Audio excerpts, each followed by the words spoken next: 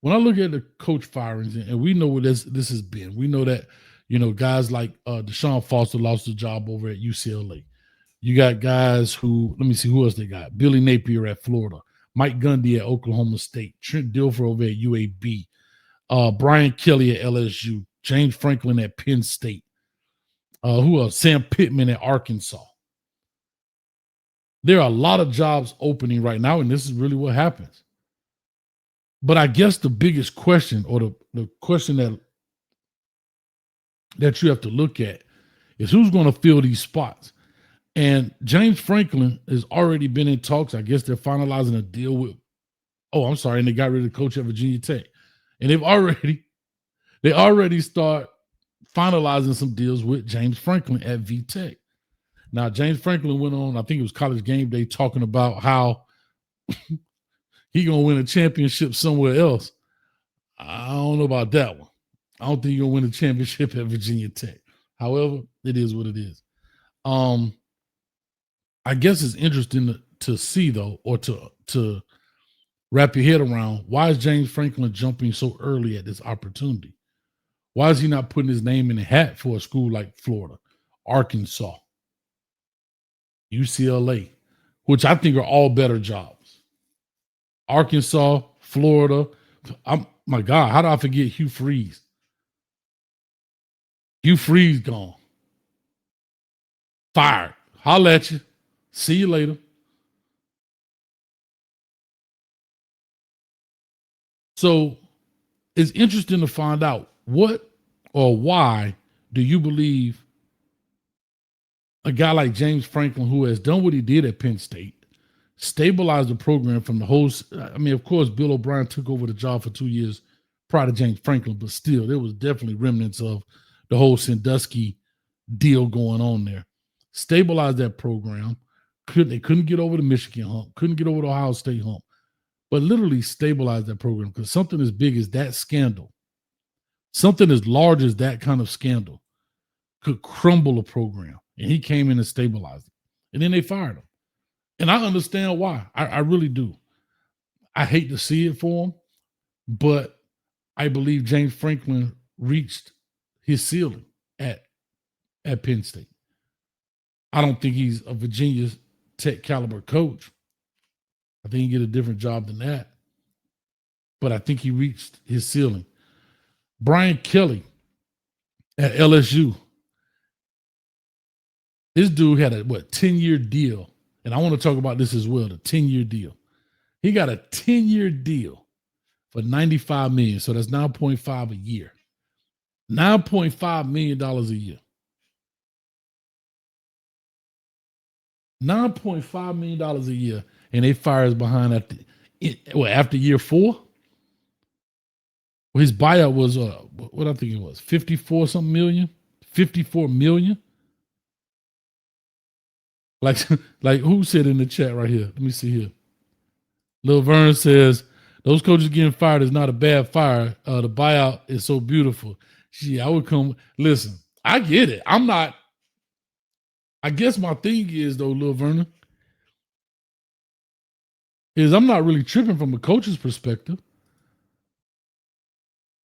But I'm looking at,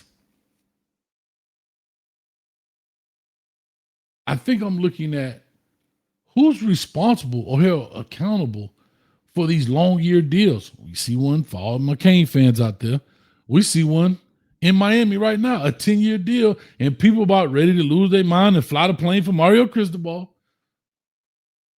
They're ready to fly the plane. He got 6 years left on his deal, man.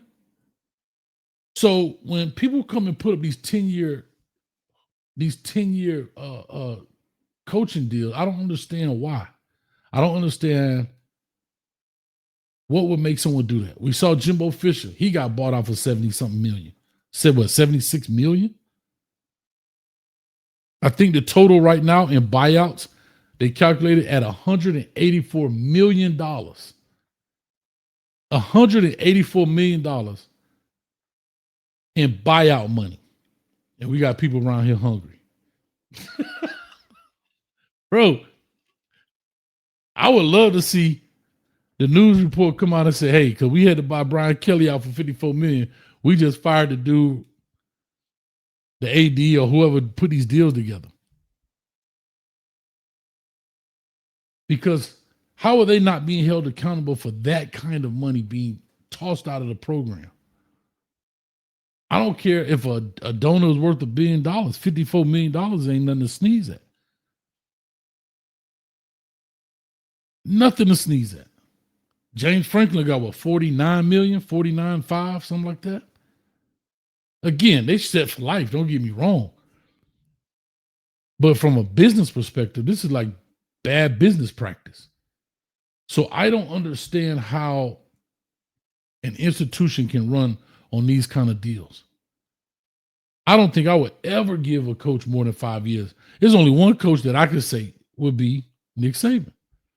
Nick Saban would be the only dude I could give a team because he has literally proven it over and over and over. I'm not even saying I would give him a 10-year deal now. I'm talking about like, if he was coming out, if he was in his early 60s coming out of Alabama, something like that. But in this situation, I don't see how in the world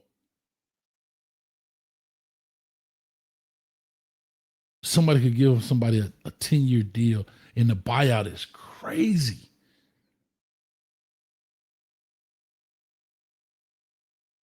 Crazy. Hugh Freeze, he going at Auburn. I don't know what his deal was, what his buyout is. And these guys get recycled. That's the thing that's crazy. Hugh Freeze is going to get recycled. I think the guy at Arkansas is going to get the job at Arkansas is going to be my man, Slippery Bobby Petrino. How crazy is it? Your scandal at Arkansas with the motorcycle and the girl and the broken neck and he lied. Goes away, come back and gets the job. Even though they say Arkansas didn't want to fire him, I get it. But how does that look? That's nuts right there, man. Like to me, that's crazy. And then he's looking at James Franklin. They said it's a 4-year deal, $7.8 million a year. The money ain't bad by no stretch of the imagination. I guess I'm just simply looking at it like when you look at football and you look at job opportunities, and I'll just bring this up. I've said this before. A lot of our black coaches, we get the worst jobs. And when I say the worst job, what I mean is look at all of the jobs out there. Florida, Auburn, Arkansas, UCLA. Who else is out there? LSU. Well, that's five SEC jobs. Oklahoma State.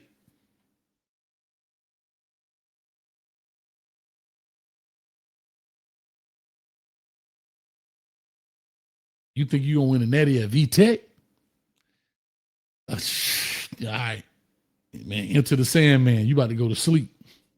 You about to go to sleep.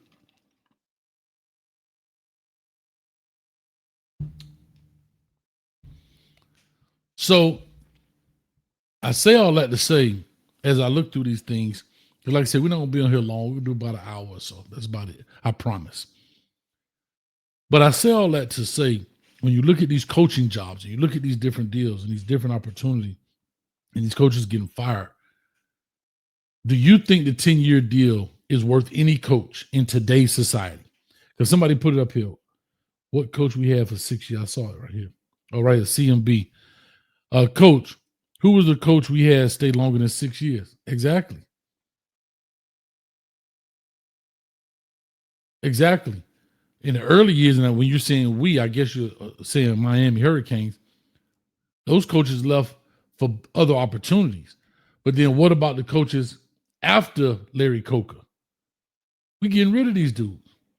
And I don't know the way Miami looking right now. I don't know if Mario make the 10-year finish line. But he's too far away for this buyout. Unless somebody want to cut a big check.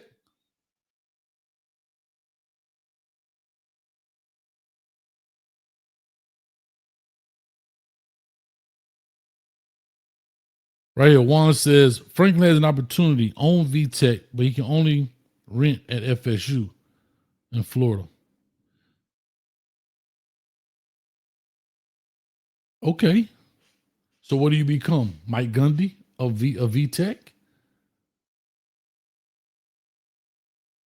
I mean, what do you become? Because it'll be very interesting to find out. Watch this. And this is why I bring this up. It'll be very interesting to find out where Brian Kelly lands, if he lands anywhere at all. I think he's a little older. If he's smart, I'll take my 50-something million, go sit on the booth up there with Nick Saban and talk about football. That would be me. There's nowhere in the world I could sit up here and go through all of the, especially, with the environment and the atmosphere of college football today, the headache. You got 54 million to put your stuff in a box and walk out the door. That's like when John Gruden went back. I think he was making $5 million a year at ESPN. The Raiders gonna give him $10 million a year for 10 years, $100 million to coach at the Raiders. I'll take my $5 million a year, talk football for 3 months, and chill. And chill. That's just me. That's me. People are like, oh, you don't love the game. Yeah, whatever. Hair falling out, heart bad, kidneys all shot to hell. Man, come on, not me.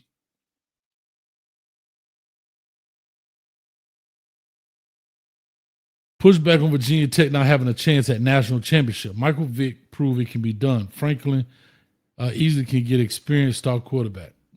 Can he? Can he?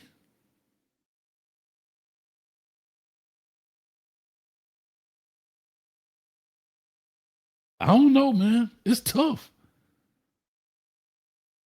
James Franklin can win the ACU. He could, but remember his goal, as is all coaches. To be fair, Shark Outfit is to win the Natty. I don't think he ever wins the Natty. I think it's a ceiling there as well at VTech. I think it's definitely a ceiling there.